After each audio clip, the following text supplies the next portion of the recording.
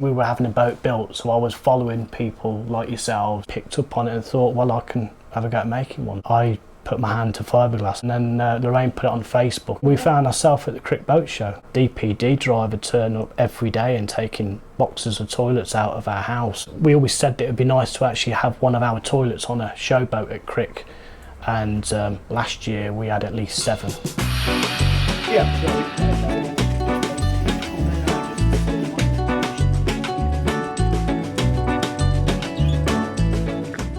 Good morning. It's cold. The day for me has started off with a fairly early, very cold walk to the station, but I'm not complaining because I get to walk along the River Cam, and although it's freezing, there's like frost on the floor.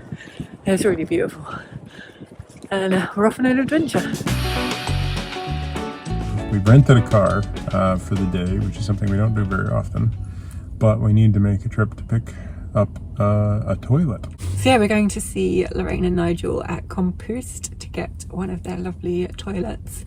And first time the toilet has ever been described as lovely in the history of... Because our compost toilet, separator toilet that we got 5.5 years ago, that we unboxed outside Hampton Court Palace on the River Thames. Yeah, we don't love it. We've never loved it. We didn't, no.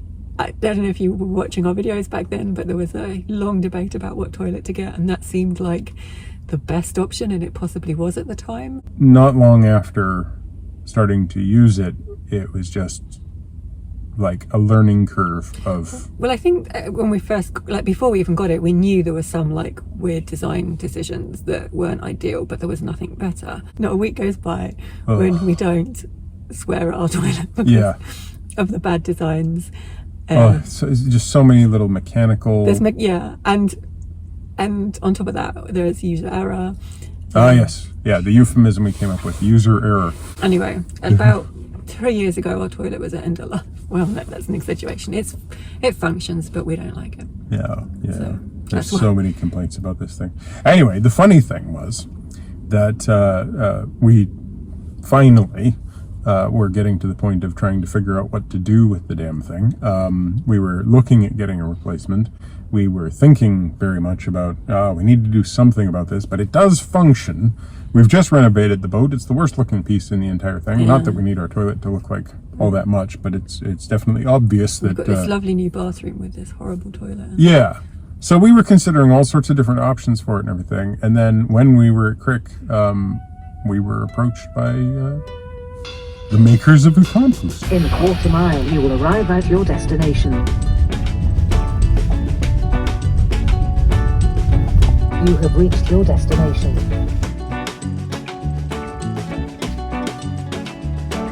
So we're here at COMPOOST Toilets. Nigel and Lorraine started COMPOOST Toilets. Oddly enough, it was after you'd watched the video in which I complained about our toilet, right? It was, yeah. Basically, we were having a boat built, so I was following people like yourselves. We'd had a motorhome in the past for 5 years, which had a cassette toilet, and we didn't want that. They said, did we want a holding tank under the bed? And I didn't want that. I wanted the space, and we were just set to do the composting. And obviously, this is where I was watching your vlog and basically picked up on it and thought, well, I can have a go at making one. So whilst our boat was being built, I put my hand to fiberglass. I'd never tackled fiberglass before, but give it a go, self-taught via YouTube, and came up with something, and it was put to the boat, and then Lorraine put it on Facebook, and from there on, it was, how long was it, about 6 months later, and then we found ourselves at the Crick Boat Show, and it sort of went from there. There was obviously a big process to make a mould up to get a fiberglass toilet off the mould, but it was what I was prepared to do, to obviously have a toilet that looked like a toilet on our boat, but it was a composting toilet, because I didn't really fancy the idea of all the plastic ones and all the clips that you can see that, you know, break off them, and the whole hassle of basically having to take the whole thing off the floor to empty it. Mm-hmm. So, you know, I picked up on some of the things that you said and sort of took it from there. When you were first doing them, you were probably doing a couple of months at most, right? Yeah. And then it Yeah, well, that's it. I mean, at the time, I was still a carpenter, so I was going out working, and of course, the phone was ringing and I was getting inquiries, and then when I actually did start doing the toilets, Lorraine was working at a care home, so of course she ended up having the phone number that went into the business. But it got to the point that I was trying to build toilets at home in the garage, and Lorraine was obviously caring and having the phone ring, which she couldn't do. Which I couldn't answer, you know. And Yeah. then we had like DPD driver turn up every day and taking boxes of toilets out of our house. And as much as we got on with the neighbours, there's only so far we could go, before we realised that we actually needed somewhere. And so that's why we came here, because at the end of the day, most of our customers are boaters, and there's such a nice canal here that it's worth the 20-minute drive from Coventry to Rugby. A lot of it's word of mouth, isn't it? Someone Yeah. says, "Oh, my friend's got your toilet, so I'd like a toilet," and Yeah. it just goes from there, doesn't it? It's just One toilet goes into a marina, and of course they all talk, and before you know it, then we're shipping more toilets to that marina. We always said that it would be nice to actually have one of our toilets on a showboat at Crick, and last year we had at least 7 showboats with our toilets on, so they sell themselves. It's So now the question is, how often are you getting on your own boat now? not very often at all. I mean, it's still battleship grey, sort of sail away, and the inside, it's just not got a really toilet. moved, does it? We've had the boat on the water now for 13 months, and we've only just clocked up 100 hours on it. So yeah, we're not using it an awful lot, which is a shame, but we will do. we will do. And we've been together 35 years, and all we do now is talk about toilets, don't we? We wake up in Yeah, the morning yeah. and it's toilet talk, And the and we go to bed at night and it's toilet talk. Yeah, and the thing is, if we do get the boat out, we basically get the boat out and we take it a mile down the canal, and basically we're up on the top lock here. So it's quite good then, because we haven't got the commute to work. We basically just walk to work from the top lock, The COMPOOST toilet is proving to be so popular that Nigel and Lorraine have been able to expand their workshop into the unit next door, and they've taken on a full-time employee to bring all of the fiberglassing in-house. My name's Aidan. I'm a composite laminator for COMPOOST toilets. Yeah, I've built boats and cars and show cars and everything in between, really, and now toilets. So for people that don't know, what's the process? Process, well, the start, there's your mould, basically, and then we'll apply a gel coat, certain things, 2 gels, catalyst, and then we'll paint it on, basically, let it cure, and then we'll cut some glass. We've got 2 different grades, we've got 600 and 450 gram, and that's 450 gram per square metre.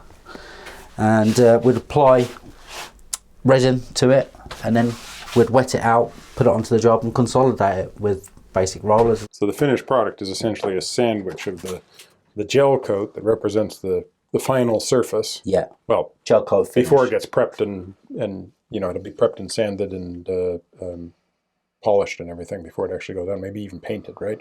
Depending on the surface. Yeah. But so the gel coat is a plastic that's being made by the resin and the hardener, turning that into a hard object. But then this the matting acts as like a support mechanism for that. So you end up with a sort of 2-piece sandwich. Yeah. And then now it's strong, light, and shiny in places, Yeah. and totally waterproof, which is important when you're talking about toilets. Yeah. That's it. How often do you need to make a new mold of the toilet itself? You can get. because I originally made the moulds when I was at home in the garage, and that one's still in production even now. Right. It's all to do with mould prep, really. If you look after your tools, they'll look after you. Yeah. You'd probably get 200 pulls off that, 300, 400, as long as you look after it, basically. Yeah. And so this is your lid. Yeah. And it uses basically the same mold as those things, but for a different size, so that you can embed the actual wood in here, right? Yeah, that's wood in there, the birch plywood, so that we can put fixings into the hinges and the stay. Yeah, the big screws that go in and everything have to go into some wood. So does the bottom surface end up being, like once this is trimmed off, is the bottom surface the wood and then there's just some paint over it? Or is there a fiberglass that goes on both sides? Or how does that?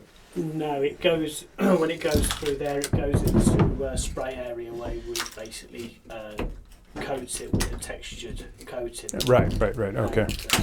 And then it has a polyurethane white finish. And so this is what you're doing here is expanding into pretty much a brand new expansion on the facility. So you're still figuring out how it's all going to end up working. But the idea long term is to make it so you've got kind of a conveyor belt going through. So it gets finished in here and then it goes through on the trolley. Sorry.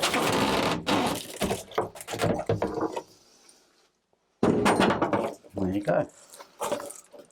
And so this would go through down there on the conveyor. We've got a dolly there and it will go through the toilet bases and all the diverters and the trays, and then it goes through into our trimming area. Then once that's off and moving, this has to get polished up and prepped again and ready to make the next one. And gel coat. From start to finish, how long is the process to do one component? I'd say an hour in total, but you've got 5-minute gel, 5-minute second gel, cutting materials, sorting, catalyzing resins and stuff. It's about 2 hours. 2 hours before it's turned completely solid and is ready to come out. Yeah. So it's a pretty simple idea, right? It's basically, you had a master, which is now in here, I guess. Yeah. Yeah, and then you make one half, a female half and another female half, and they just come together, and then looks like there's already gel coat in here, right? No, that's that's the mold. That's the mold. So this is the interior gel coat of the mold. Yeah. It looks like the whole thing can rotate. Yeah, right? it spins basically. So that lets you do the gel coat in there and then rotate and gel coat. Yeah. So you can do the gel coat up all on one coat in 10 minutes or whatever. Yeah, a couple of and minutes. you've got one coat all the way around the inside. One coat, let that cure, and then obviously on the split line, which runs all the way there, I'd always put another bit in there to reinforce it. Yeah. Yeah, and then after that's cured, I'd put a final coat all over. Right. So that's got 3, and the rest has got 2. And I'd always touch up, and you basically get your head in there with a headlamp, and Yeah, well, that's got to make for some interesting shots. It's like, You basically had your head in every I've had my head in every toilet. yeah. Personally inspected. So this is a tray I laid up this morning, breaking all the edges.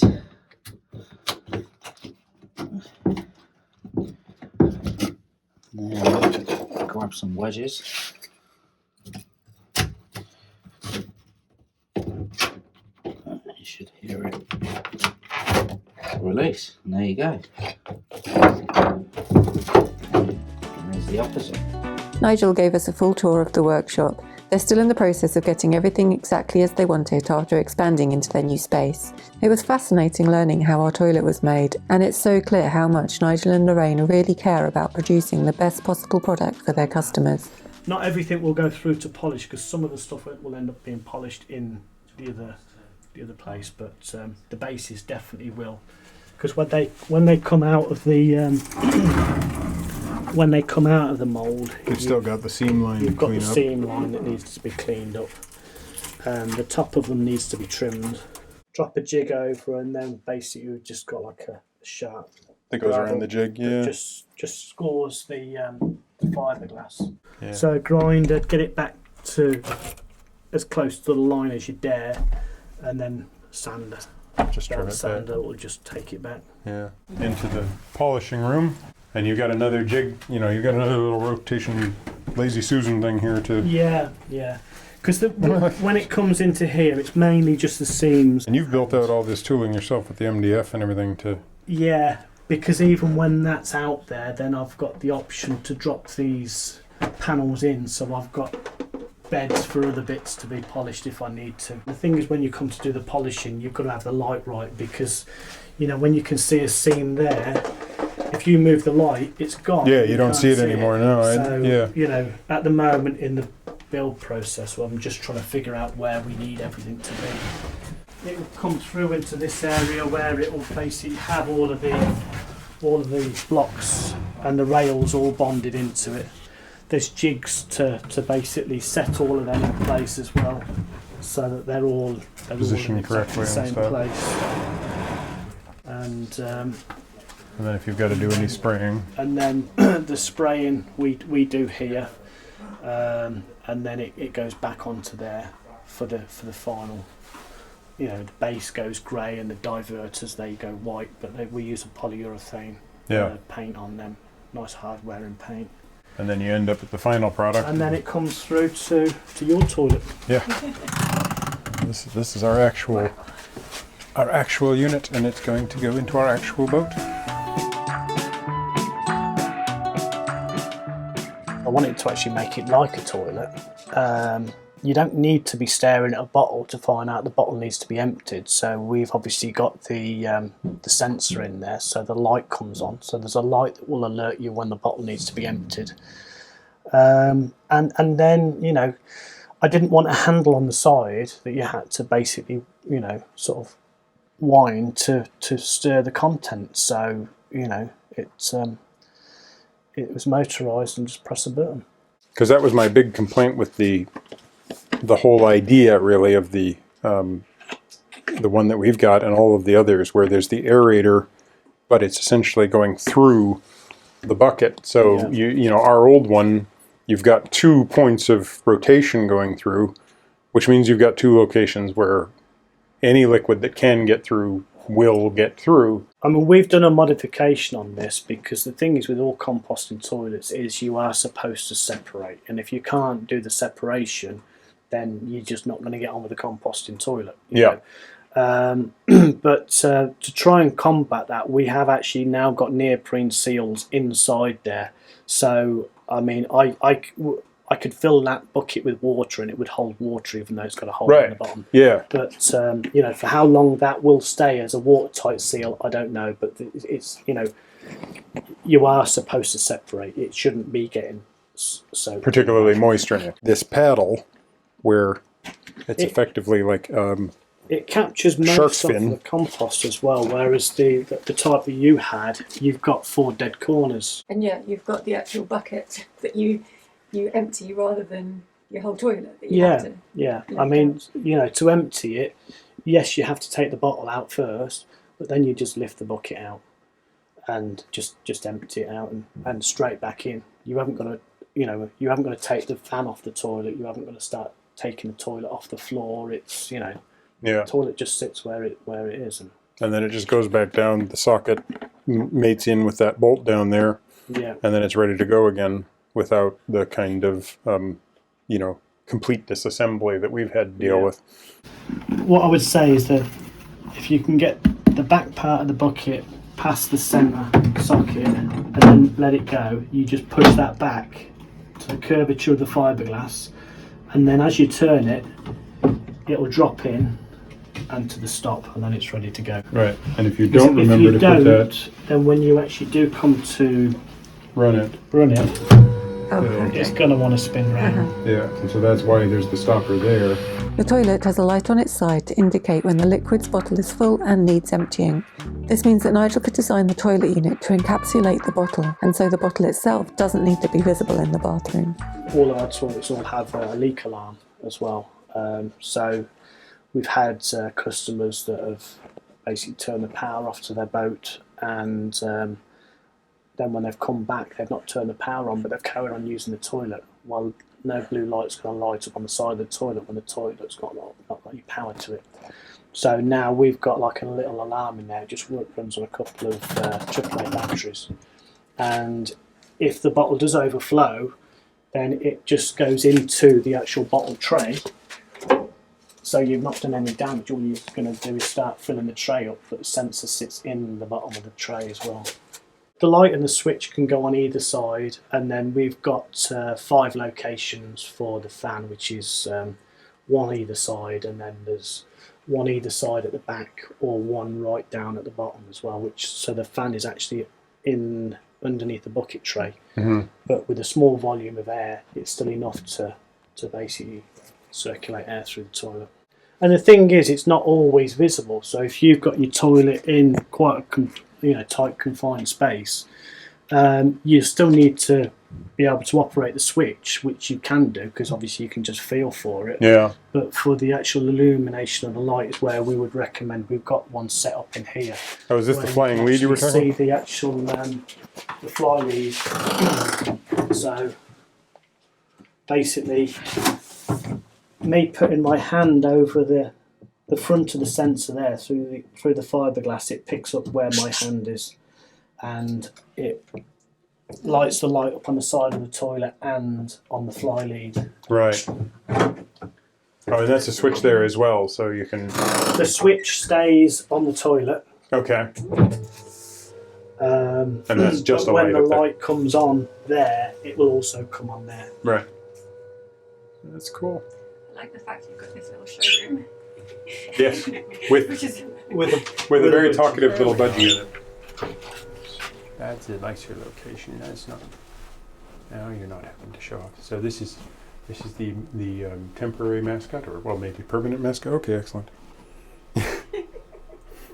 Thank you for that. Well, finger's been blessed. And I think our microphone cable too, but you know. Yes. So what's this one's name? Shadow. Shadow. Lovely. Get you. You're a very pretty bird. Oh yes, you're going to bite my finger. Yes, the finger that is annoying you. You don't want that finger anywhere near you. But yeah, that's a sweet little bird.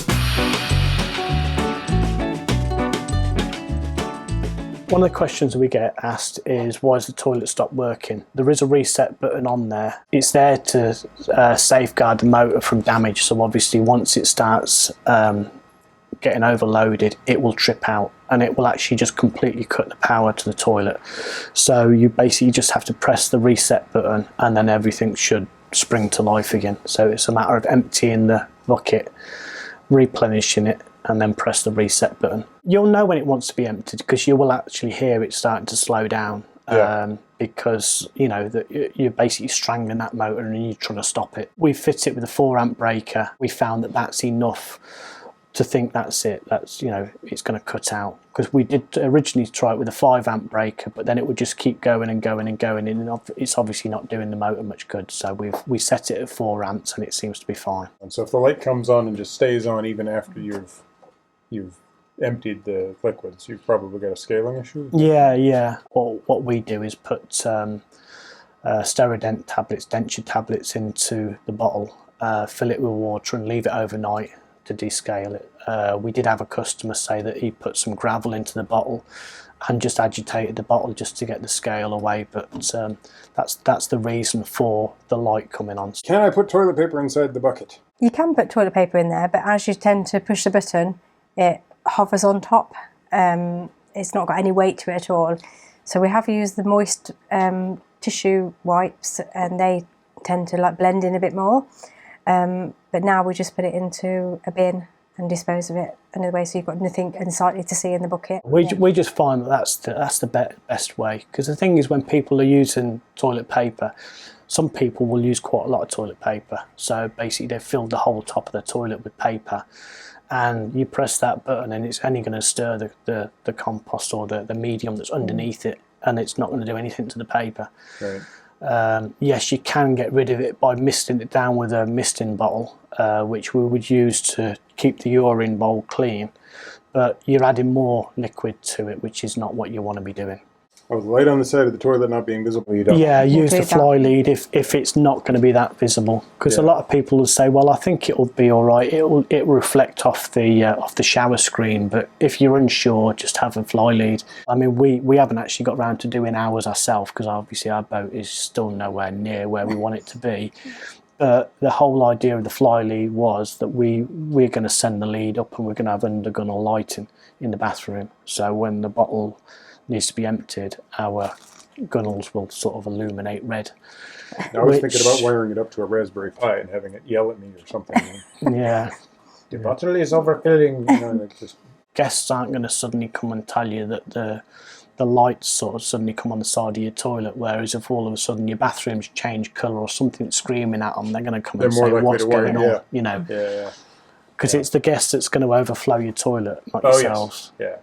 How easy is the wiring? Because it is really important that it's just 12 volt. Yeah.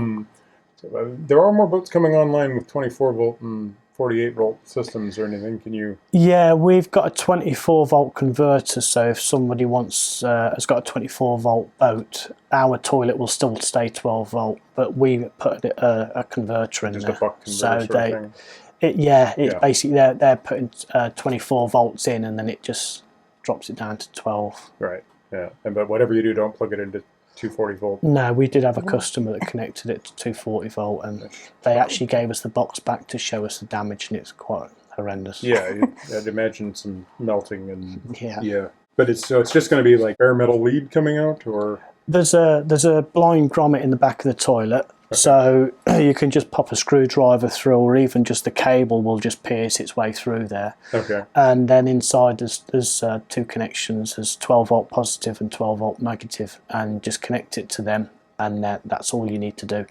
Because there are connections on the fan as well, which is got the same connections. We've had people wanting to know what do they do with that, and they don't, because it's I already wire the fan in. Right. So that's it's just 12 volt positive and 12 volt negative. Yeah. And when it comes down to it, they just need to make sure that they've got enough power there, because we've had people that have said that they've connected all the toilet and it's just clicking, and that to me is a telltale sign that there's just not enough power going to the toilet. It's like trying to start your car with a flat battery. Your starter motor will just click, and the toilet will do the same. Yeah. So as long as you've got 12 volts to it, and you've the right cable for the distance that it is from the battery, then you'll be fine. If anything goes wrong with the motor at any point, because people think it's got a motor in it, it's going to be really, really expensive. At this moment in time, they're £35. Right. So people, is that all? Thinking that they're going to be like really. But it's not something where they'd have to get the toilet back here to get the. No. You could install yourself with a everything's plug and play. It just comes out. We've sort of done that. A friend of mine, he pointed that out to me, especially if you're selling to various countries, is try and make it as easy and as simple as you can to put right. So if somebody's got a motor that's gone down or a sensor, it's just a plug and play. So we can just send it out, and the customer can just basically plug it in. Yeah. To the point that the whole electrics, if push comes to shove and somebody's not technically minded and I can't help them out over the phone, we can just send them a complete new electrics, or they can send the electrics back to us, because the actual the main electric box, it's just velcroed to the toilet base. Right. So it's just a matter of undoing the ends, and then the whole box will just lift out, and then it can just be posted. When people have phoned up, it's usually quite a simple fix. It's just putting your finger on which bit it is, and if somebody is technically minded, I can usually just sort of talk them over the phone. Yeah. And find out what bit's gone wrong maybe, and then send it out to them. It's most people are like surprised at how little it does actually cost.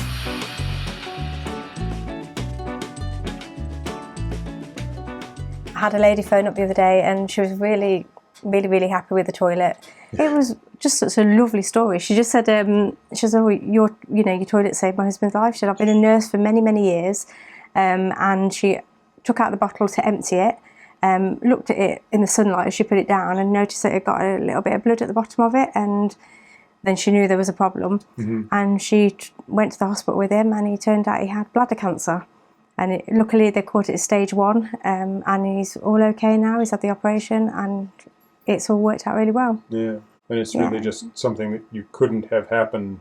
No, in a normal flush toilet or anything, because you'd never be aware of it. She knew it was different. She knew there was a different pattern, and she had the orange and the yellow and the red, and she knew there was something wrong, which is great. Because she knew what that was. She said that if her husband had actually spotted the blood in the toilet, if he was just going in a normal toilet, it's too late then. Yeah. So that's the problem, because you're talking about tiny little small number particles of cells that start to build up. Yeah. She said that the consultant was really like, "How did you find it so soon?" And then she explained why with the bottle and the separator. Yeah. So it really worked out good. Now they're trying to get everybody to use separating. Yeah, I hope so. It's obviously a really fantastic product, and the business is obviously growing. But it sounds like you're always kind of improving and Yeah, well, I mean, one thing that's sort of come to mind is now we've actually got a fiberglass shop. Is the people that have the carbon filter that's just at the side of the toilet. We thought we could actually make a fiberglass housing that will basically just attach to the side of the toilet and cover it, so it will just lift off. But the thing is, it would also double up as a little shelf for your misting bottle, which you'd use to clean down the toilet with, or even your wipes, you know. So it's acted as a shelf, but it's actually housing the carbon filter. I mean, we're still working in there to try and get it all up and working properly as it should be working, but it's going to happen. So yeah, that's the next project with the fiberglass. Any of you guys booked into Crick this year? Or Yeah, we're doing Crick again, and I think we're in the same spot, aren't we, as we have been for the last few years.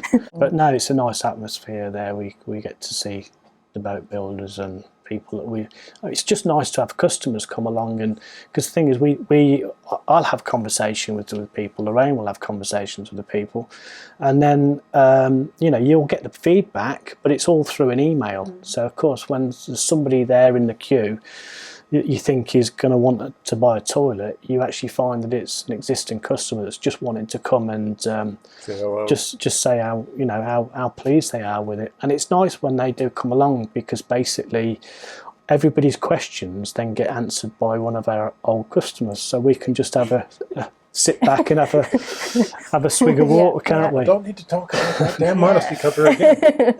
And you're obviously right on the canal here. Are you happy for people to come and see you? Yeah.